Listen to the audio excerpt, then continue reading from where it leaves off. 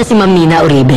Hello, nice to meet you. Ako si Carvalho. Nice to meet you, ma'am. Would you like some coffee? Oh, salamat. Dalawa na ang gawin mo. Thank you. Okay. Have a seat, Carvalho. Pinapunta kita rito kasi merong kakaibang nangyayari sa pamilya namin ngayon na kinatatakutan ko. Katulad ng ano?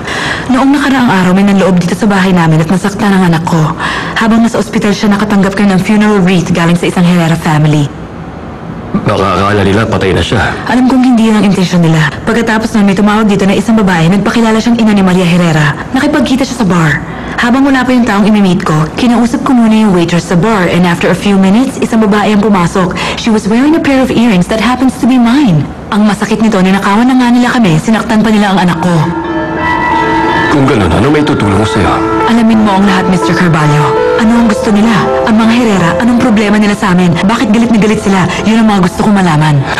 Ang totoo, hindi ko pa rin maintindihan kung anong relasyon ng dalawang bagay na yun. Yung funeral wreath, binili yun sa flower shop sa may Montepillo. At yung bar, malapit din sa Montepillo. Gusto mong isulat ko yung address? Huwag kang mag-alala. Ako nang bahala ron. Bakit hindi kayo tumawag ng pulis? Dahil hindi to pwedeng malaman ng asawa ko. Okay, naiintindihan ko. Kung gano'n, malalaman mo na kung saan nakatira si Maria Herrera? Kung meron talagang Maria Herrera, mahanap at mahanap ko siya. Okay. Nakuha natin yun. Sandali, ano nangyayari dito? Wala lang. Nakuha lang naman natin ang railroad project. Talaga? Nakuha natin ng railroad? Yeah! Bravo! Magaling! Palakpakan natin ang ating mga sarili. Congratulations!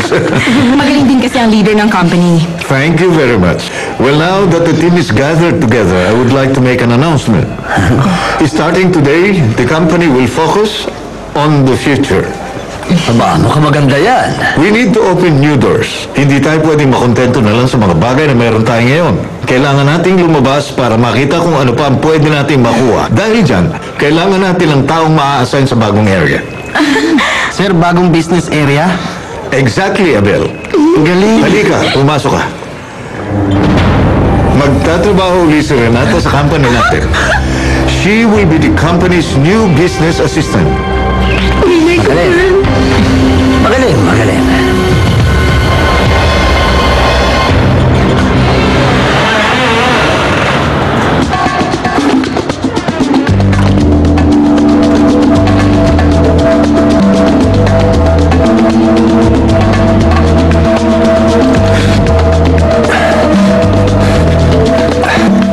Asan ba yun? Hindi ko makuha.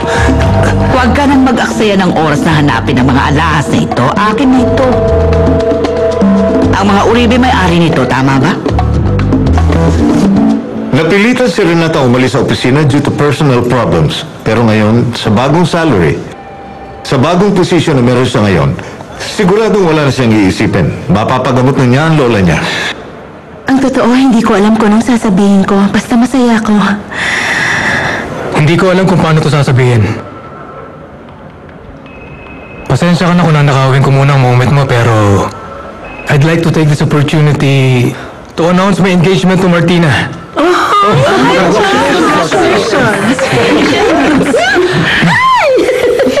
Thank you. Serious ako. Congrats. Thank you. Thanks.